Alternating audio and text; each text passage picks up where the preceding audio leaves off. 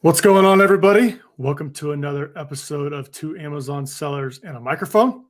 You may hear something different voice today. Dustin is having trouble with the computer, so you're stuck with me. My name is Chris Gramlich, and today we got Anthony Ceraldi with Private Labor Mastery, and we're going to talk all things about Amazon, especially how to get started to sell products on Amazon's platform for beginners. Anthony, what's up, my man? Hey, man. Doing well. How you doing? Doing good. Thanks for joining. We've been chit-chatting here for the last 10 or 15 minutes. It's been good to get to know you. So I know a little bit of your backstory, but for people that are just listening in or just finding out who you are, give us a little bit of the high-level background on where you're at in the space, what you've been doing, how you got into Amazon, and what you're currently doing. Yeah, man. So I've been selling on Amazon since back in about end of 2015. I came across it because a buddy of mine, who's actually my business partner, he was selling on eBay and doing pretty well. And it just kind of dawned on me, like, there's got to be a way you can actually sell on Amazon. And I thought, just like everybody else usually does, that it all came directly from Amazon, and came to find out, no, that's not true. And so came across like a Udemy course. There wasn't many options back then. It was like, I don't know, $100 or something. And I had signed up for that to learn the basics. We went really hard, went deep into like a product, not really sure what we were doing. And then I also went to China that's around the same time for a sourcing trip. So I got to learn, all about like the culture there and how the sourcing works and seeing like factories in person, watching the inspections happen. So it was a really good experience to get started. Fast forward from there, that original product, just like many other people's, didn't really work out. It took me about a year to move off from that. In the meantime, we had tried like some other variations of it. And then eventually kind of landed to testing all these different things, like selling used books, wholesale, retail arbitrage, online arbitrage. Like we did everything. I even did liquidations, and I was having pallets dropped off at my house and had all this garbage to get rid of. But it always brought me back to private label, and I went back into that probably about 4 years ago, 3-4 years ago, and just really kind of started learning what works and like a process for myself. And I learned the concept of testing, a different version of the way I do it now. But the whole idea of like, look, these big corporations and companies out there, they don't just go and mass produce a brand new product. They go and test it first. They have focus groups, they have smaller markets that they can put that off in. And one of the things that I think of that resonates the most with that concept is if Taco Bell is going to come out with a new taco, let's say, right? They're not going to go and put it in every single location that they have. They're going to put it on the menu for a limited amount of time in a small amount of stores to see how it does before they go and invest deeply into that new item, right? So it's the same concept. We need to be able to test things on Amazon and let the market tell us. So fast forward after that, we started testing products left and right, and we built up the revenue really quick, to multi-millions on Amazon. And then the pandemic hit. And that kind of hurt me a bit because a couple of my product lines were affected by the fact that people weren't having parties. People weren't really going anywhere. So it had like the opposite effect on one brand versus the other. And I couldn't get that inventory for a while. Plus the demand shut down. So now I'm just kind of like back in like building mode again. But also been, lucky enough to help lots of other sellers learn this business from the ground up, from starting from zero, like I did, and be able to share with them, all the different mistakes and how to avoid those, and really be able to understand the business from a complete picture without any missing pieces like I had, to really have the best shot at trying to make this business work. That's interesting. You talk about the Taco Bell analogy. I remember when they first came out with the nacho fries and they got rid of them. I was like, no, we got to bring it back. and so, Yep. But they tested out. But I digress. So you went to China early on the sourcing trip. Yep. What made you do that? And tell us about that experience. So the guy who was running the Udemy course that I had purchased, he was doing a sourcing trip. He was like one of the first guys to start doing it. And it just made sense to me, to go there. If I was going to take this business seriously, even though you don't need to go to China, I wanted to go because I figured, hey, if I could go there and be in person and talk to these people, I'm going to be able to make faster progress. Plus, I already had a product. So I figured I may be even able to find that one a little bit cheaper, which may allow me to lower my price and make it sell better. So it was just kind of the overall experience that I wanted to have. So we went to Yiwu, China. And, we had a translator and everything. We went through all the markets. It was like 10 hours of walking a day. It was insane. But really good experience. Got to go to the factories, see inspections, get like a really good concept of it. And then I actually went back again a few years later, but this time in 2018, I went to Canton Fair in Guangzhou, China. And then I went to the Hong Kong gift show in Hong Kong, both in the same trip, which was a lot. Oh my goodness. So what do you think you've benefited the most by going to China? A lot of sellers don't even go. They just kind of keep the Skype going and the virtual. Here's the thing I could say is where I benefited the most was not only just like the culture, but learning how to do it better if I was to go back again, which is it's so vast and there's so much. You can't go there to look for products. You have to come there with product ideas in your list already. Like you have to have a list of things that you want to go get quotes on. That's where you can really benefit by going to China, because those people that are there representing the factory, depending which part of China you go to, they're going to be able to negotiate right then and there instead of going back and forth through email or Skype or WeChat for days on end. You get it all done 1, 2, 3. So that's the biggest benefit, in my opinion, of going. It's not that you can find necessarily more products than you normally would. It is vast. Believe me, there's products there that are coming out eventually to the US. So there is that benefit, but to spot those among a sea of like millions of products, it's very hard.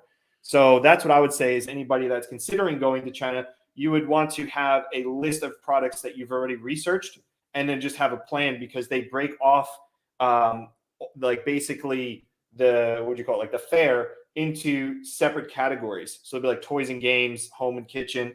So if you have your list, you can go and attack that category and be able to talk with a whole bunch of manufacturers and get it done right away. So you obviously need a plan. You probably want to go with the group. I don't think this would be anything you want to do solo. No, you need to go with somebody who knows how to navigate the markets. They have people in China that do that, even if it's not through like a touring company. They have people that you can hire that are like translators, and they know the markets inside out. So you just tell them what you're looking for, and they can take you right to where you need to go. Okay, so before you get there, you're talking about this list, and product research is one of the most crucial parts of this private label journey that we're all on. You got to get, product research is something that you kind of master after a while. You get good at it the more you do it. What are some of your criteria you do when you do product research? What are some of the things you look at?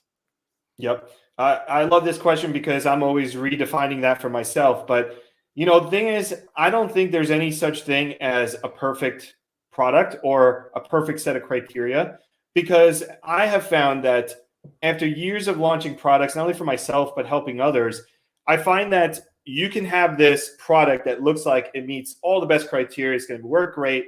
You get it up on Amazon, it just doesn't sell, right? And then it becomes this uphill battle of throwing more and more money at this thing to try to get it to sell. Well, maybe we need more reviews. Maybe we need more PPC. So it becomes this kind of like never-ending cycle. Whereas there's other products where I'll be like, I'm not really sure about it. I could throw it up on Amazon with one picture, no reviews, and the thing just sells. So that's what led me to finally realize that you need real data from Amazon before going deep into a product. So what I look for, at least to figure out what products I'm going to test, is first off, it comes down to 3 main things, which is demand. So there's enough demand, but there's not too much demand. A lot of sellers make the mistake of they see these YouTube videos. Oh, I can show you to find a $50,000 a month product in 10 minutes. That's great, but can they afford to sell that product? Because you need to buy the inventory, right? And you're not buying 1 month of inventory. Well, you got to buy 3 months in order to keep that thing in stock. So I don't look at that. I look at, based on my budget, what can I afford to sell, right? That's the first starting point that you need to look at. Then I have some pricing, rules that I like products that are more expensive, like at least $25 or more. I just find that selling cheaper items, that while you can move more of them, it's just such a battle with PPC, especially with the rising cost per click nowadays. So demand that fits my budget. The price range is where I want it to be, so I have more profit per sale, which helps with PPC. Competition, we're looking at several things. So a lot of people look at like the top 10. So top 10 in the market, like for like to what I would want to sell. What's their average review count, right? Because that tells you kind of the saturation of the market so far, like how mature it is. Then I also look to see how many sellers on the first page have over 1,000 reviews already. I just find that once it's over like 999 reviews, that extra decimal point is like a psychological thing for people. So I just tried to stay under that, especially for newer sellers. I try to keep it under 1,000 for the top 10 and like less than maybe 5 or 6 on the first page that have over 1,000 reviews. And then the third thing is differentiation. Like when I look at that market, can I easily figure out a way that I can still stand out? I don't want to sell something that's exactly the same as everybody else. If I see this on Amazon, I'm not going to launch the same exact thing, right? I'm going to figure out how do that was my first product, by the way, without the handle. We have the same cup. For those of you, we have the same cup. His is just bigger. Yeah. Bigger, same brand. Like I think a half gallon. Yeah, I got a smaller version of it, but it's funny. It's the same brand, but they're great cups, right? So it's just great. Another reason. So yeah, I mean, differentiation, like I would look at that market. If I saw those on Amazon, I'd be like, okay, what can I do to this thing to stand out at least visually, right? People have to remember that on Amazon, they're not in the store like picking up the product box and looking at it. So all they're seeing is your main image first straight away. So how do you visually look different than them? Okay. And yeah, you could take different angles of the product, but my thing is I always want to be able to differentiate somehow, whether that's adding an accessory item. So I love bundling. So adding something that complements that product really well, but you have to be careful because some people will over bundle. They'll put all these different things in. Now you got to price yourself out of the market. So you got to be careful with that. So yeah, those three main things is basically what I'm looking for is enough demand, competition seems low enough, and I can figure out a way to differentiate. You know, and there's things that tie into that. We teach people to make sure they're not gated, make sure the product doesn't have a patent, make sure it's not hazmat so they can send it to Amazon. So we have like a checklist of things to look at, but it ultimately ties to demand, competition, and you can still differentiate in that market. Of those three, which one do you think is the most important? Differentiate. Tell me why there. Because you can have a market that's competitive, but if you've differentiated enough and people like the way that you've differentiated, that's the key thing, then you're going to make sales. Doesn't matter how many reviews there are. If it's differentiated enough and people can't get it from anybody else but you, then it's going to sell. And I know that for a fact because I've done it multiple times. And right now I have a product that I was testing. I got a small amount of. It got a 1-star. It got 1 review that's 2 stars. Terrible review. I figured that's it. Product's done. It's never going to sell. But because my main image shows that I'm the only one selling this product because I've differentiated it in a way from everybody else, I'm still getting sales every day. I'm not even trying to sell it because people can't get it from anybody else. I'm the only one selling it. And so people could care less about the review. They just want that version of the product. So that's how I know that the competition doesn't matter if you've differentiated. What makes like a good demand? How do you know if there is valid demand for a particular product? Where do you find this information? What are you doing? Am I looking at searches? How am I finding this? Google Trends? What am I doing? So I use a combination. Now, for people that don't have access to brand analytics, I mean, the only thing you really have available to you is tools like Helium 10, right? So I'm looking at it more from a keyword perspective. So I'm looking to see that there are lots of ways that people are specifically searching for a product. If I'm seeing that there's a lot of keywords that let's say the top 10 are ranked for, but they're very general, they're very broad kind of keywords, they don't describe the product very specifically, I tend to avoid those because those are the ones where you're trying to appeal to a very broad market. And the PPC cost, just from experience, I know is going to be much more expensive. So I'm looking for those people that are typing in like black 32-ounce stainless steel tumbler, like long tail keywords. They're very specific, and there's a bunch of them. That is the first thing. And then obviously looking at the search volume and then using Helium 10 X-ray to estimate how much sales there are. And then by looking at those top 10, get an average so you can figure out, is that going to fit your budget? If your product was to get to that level of sales, do you have the capital to keep that product in stock? So I mentioned before on the show numerous times that when I first got started, I took out 2 credit cards and I put my inventory on credit cards and just turn and burn it, right? Just turn and burn and keep paying and paying off. What's a good budget to start with? If somebody doesn't want to do the credit card route, I don't really recommend it. It was just, I didn't have any idea what to do. I just did it. No one was teaching me any of this stuff. What's a good way to figure out, like, what's your budget? What do you need to start with? So that's a good question. That's something we get all the time from new sellers. My thing is, I also started with debt. I took out a $10,000 personal loan and it worked, right? But there's something to be said about good debt and bad debt. Good debt is you're starting a business and you're going to actually take it seriously, then it is something that you can do. But we have to put it in perspective. I mean, if I was to tell you, hey, you need $10,000 to start this business, that's a drop in the bucket versus starting a traditional business, right? I mean, back in the day before something like Amazon, if you wanted to start a business, it was not going to be online. You're looking at starting a restaurant, for example, it's hundreds of thousands of dollars, franchise, whatever. So I typically tell people that at a minimum, to give yourself a decent shot these days, you need at least $5,000. That's only going to be good for scaling one product because, if the product costs $5 per unit, and you need 3 months worth of inventory plus shipping, that's kind of going to be the minimum of what you're going to be able to pull off. You could do it smaller and just order more frequently, but we tell people a minimum of $5,000 is a good spot. Anything more than that is just going to make it faster to scale. You were talking about a method beforehand, this method of launching products or figuring out what products to go after by doing a similar method. And we had actually we talked about a 3x2 method, kind of where you go through and launch multiple products at the same time. Touch on that again. Let's go over what that is.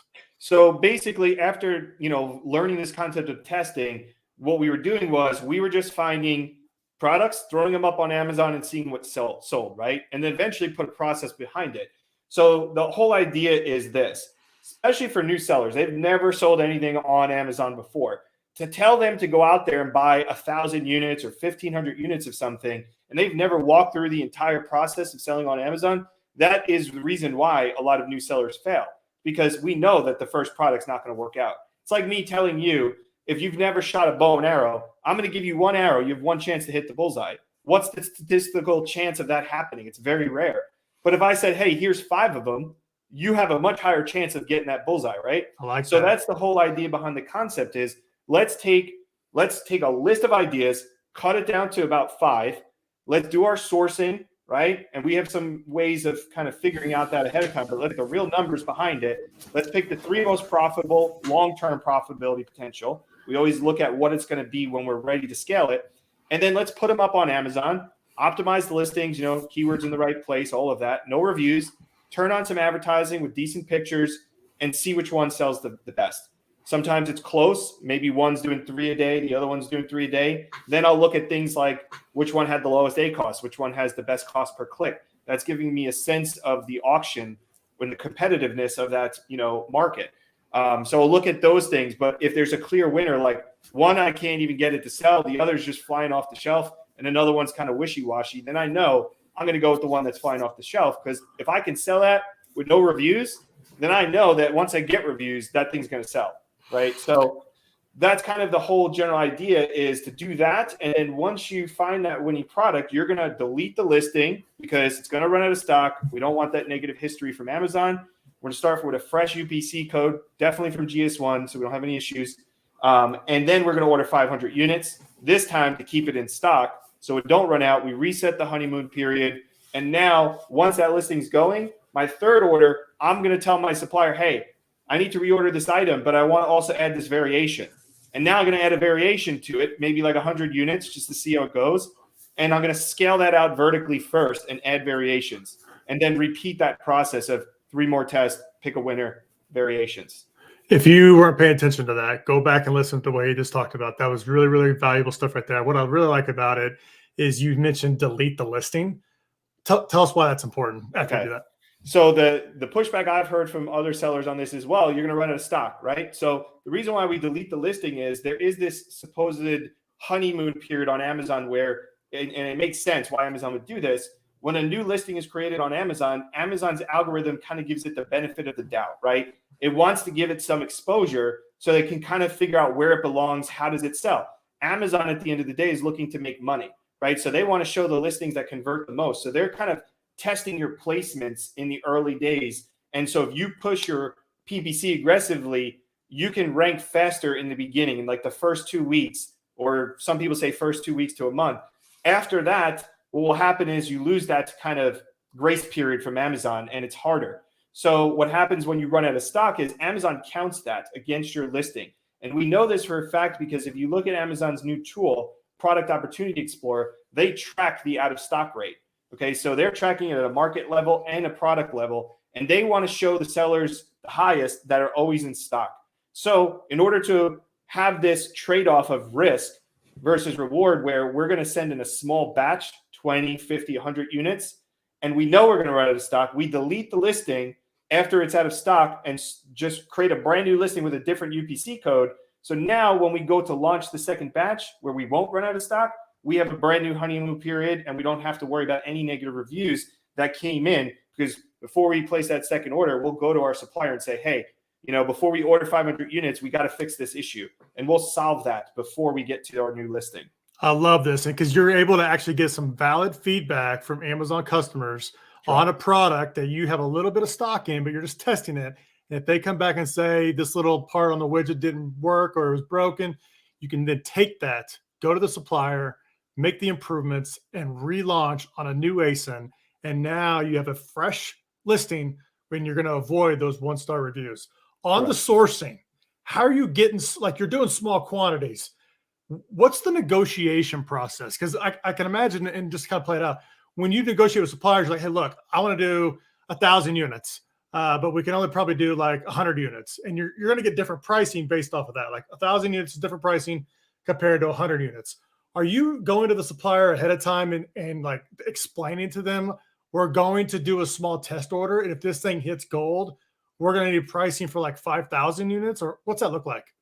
Yeah, so that's a good question. And it is a con, I would say, of this version of the model, because there are certain suppliers that will not do a lower order. So the way we negotiate it is we have a few different templates, but essentially we start out without mentioning anything yet about the test order. Just kind of getting initial information. What's your MOQ? What's the price? Blah, blah, blah, all that general information.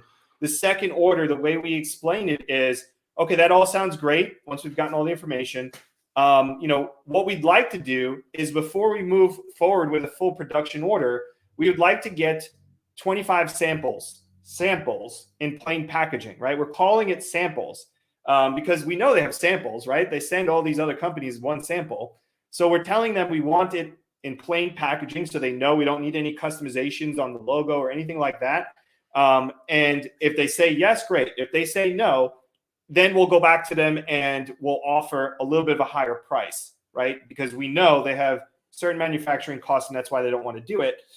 So if they agree to that, we will still get the remaining of the pricing. We will ask them, how much is it going to be when we order 500 units? How much is it going to be when we order 1,000 units? We'll also get shipping quotes. Even though that's based on right now, we know the shipping quotes will change.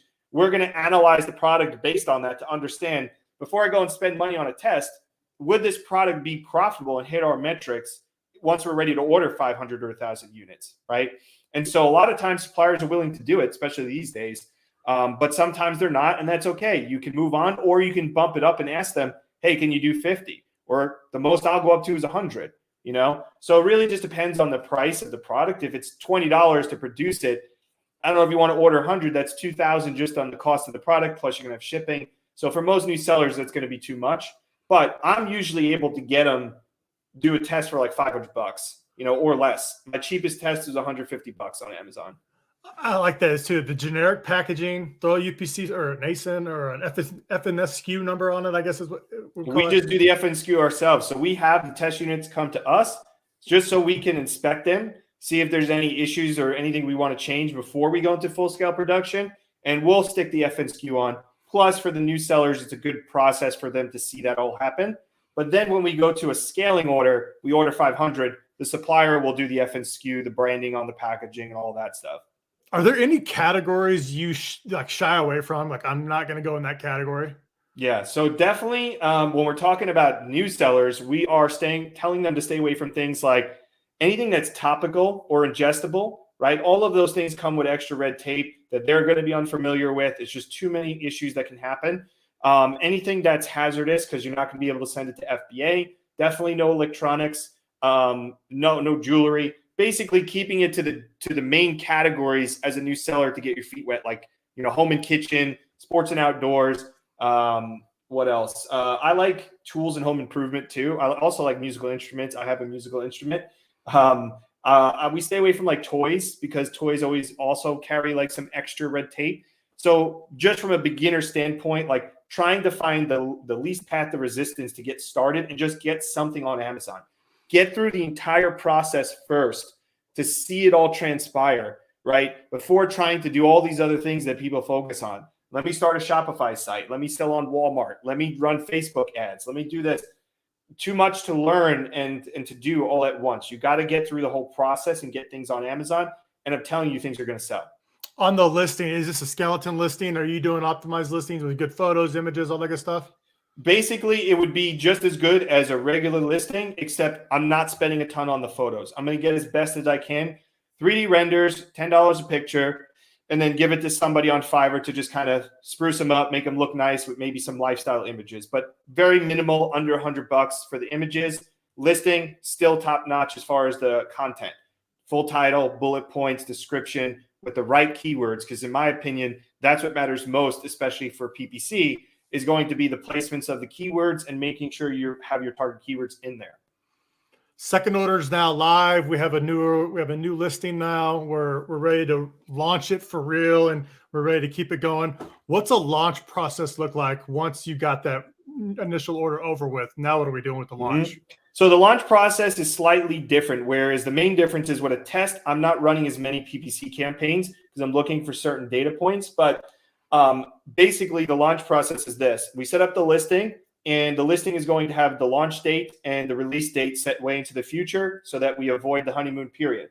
When the product comes in stock, once it's arrived at Amazon, we're going to pull those back so that the listing goes live. That's a method I learned from Brandon Young. Super smart to do that.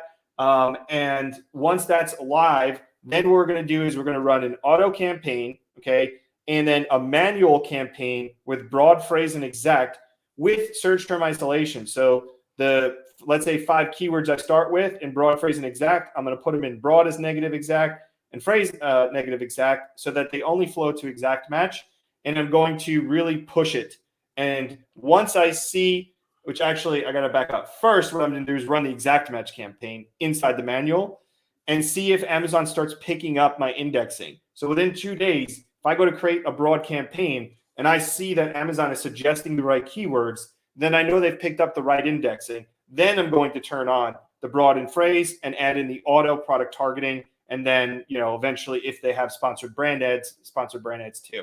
But I don't like to throw too much at once just because you don't have reviews yet, and I feel like you're just pushing the cart before the horse, so to say. You got to start a little bit smaller with like the longer tail keywords that are super relevant to your product. Start getting those going first where you get conversions. And I'll also throw on a 50% off coupon. And I'll do that until I have 10, 20 reviews where the conversion rate is going to pick up. And the funny thing is, I noticed that only about 30 to 40% of people actually ever claim that coupon.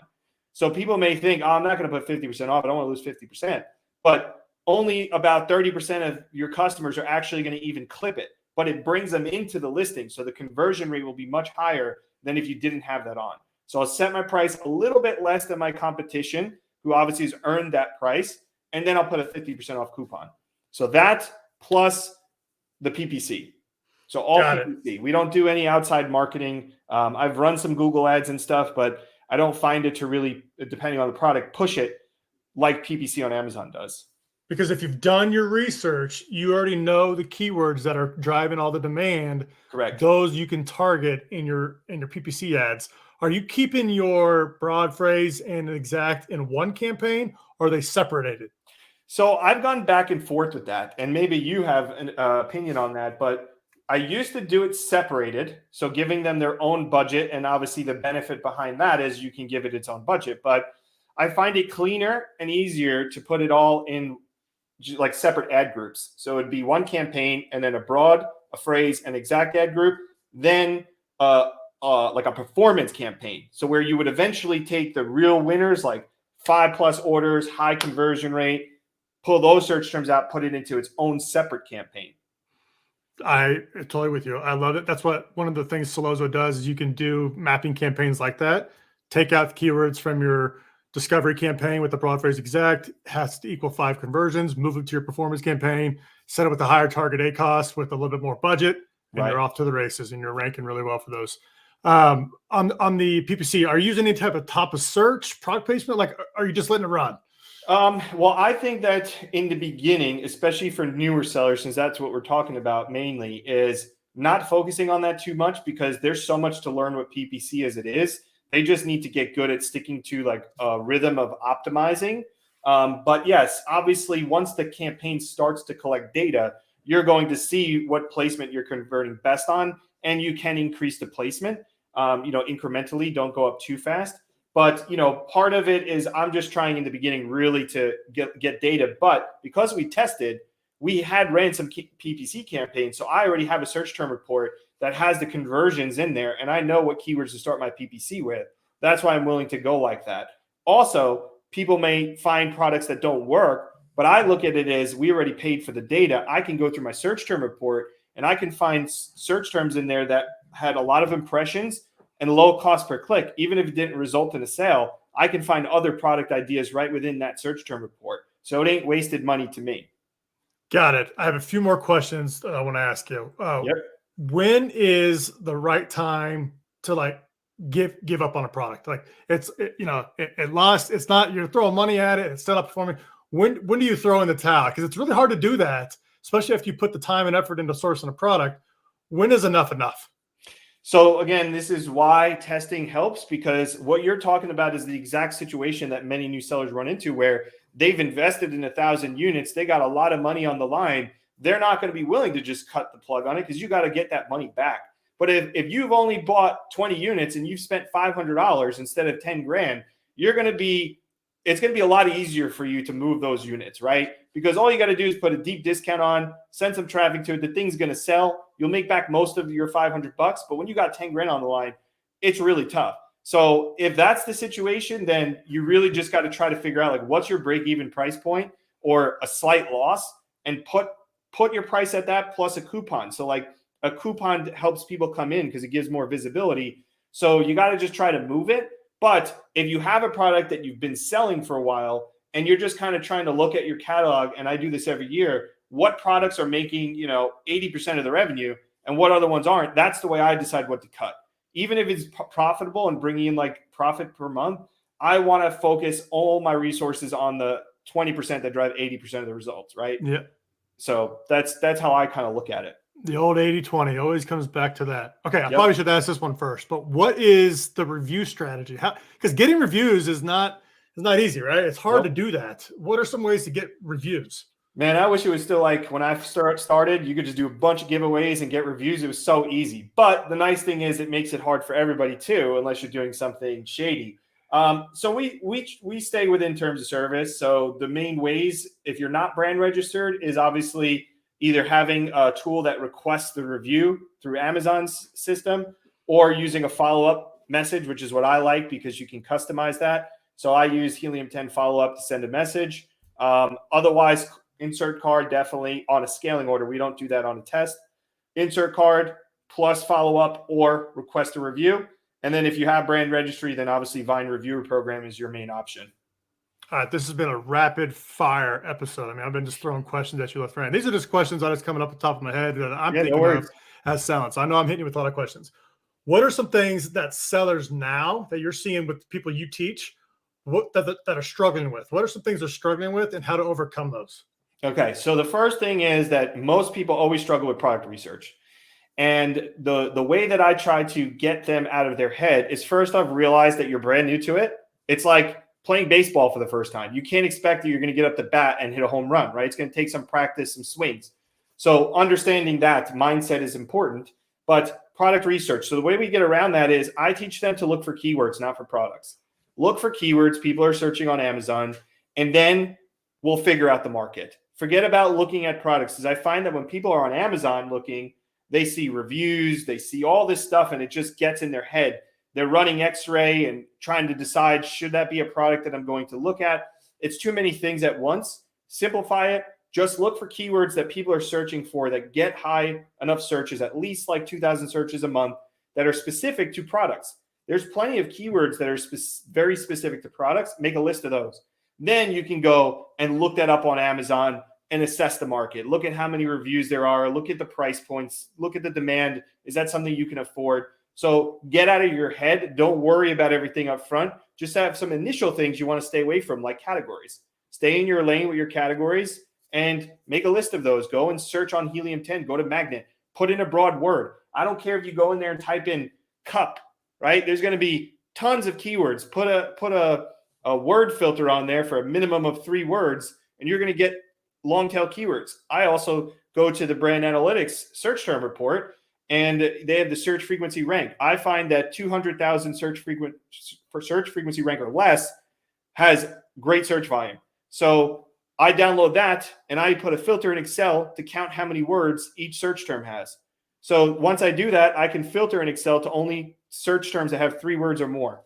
And now I can spend time looking through those, and that's directly from Amazon. What are people searching for on Amazon? I'm not looking for cup. I'm looking for somebody typing in something really specific, and I'll add that to my list. That's the main thing. The other thing is sourcing. It's uncomfortable at first because it's a different culture, different language. So just get through it and don't be in a rush to jump to like a sourcing agent. You have to understand the process first and do it yourself. And then you can outsource that and have like a sourcing agent help you so you can kind of get that off your plate. But definitely go through it first.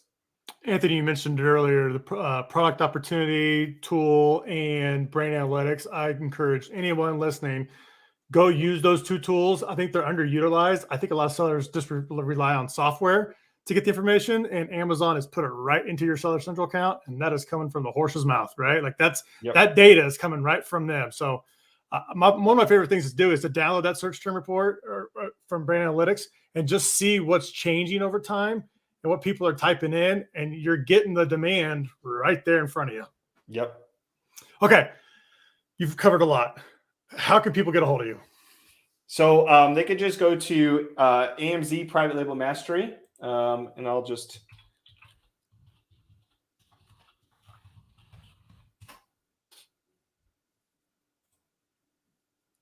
Yeah, so they could just go to, this is just the general website. It's easier to give that, but amzprivatelabelmastery.com. Okay. Go right on there. We have resources. We have a blog. There's testimonials. You can book a call.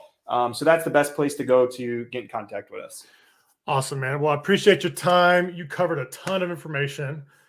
Dustin and I will we're going to have you definitely back on, talk a little bit more detail. Yep. Those of you listening, go and check them out. You can find them on AMZ Private Mastery. AMZprivatelabelmastery.com.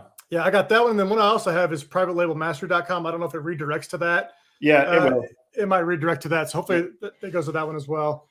But appreciate you coming on. Any other little nugget you want to share before we get out of here? Just do it. Take action. Throw some stuff up on Amazon and see what works. Cool, man. Well, I appreciate that. Dustin, I appreciate that. Yeah, appreciate you having me. Yeah, for sure. Anyway, listen, if you like content like this and you want to see more of it, we encourage you to subscribe and hit that thumbs up button. We also do this on live stream. So if you want to join us live, you have an opportunity to talk to the best experts in the space. You can ask questions while we're live and we can answer those live on the air.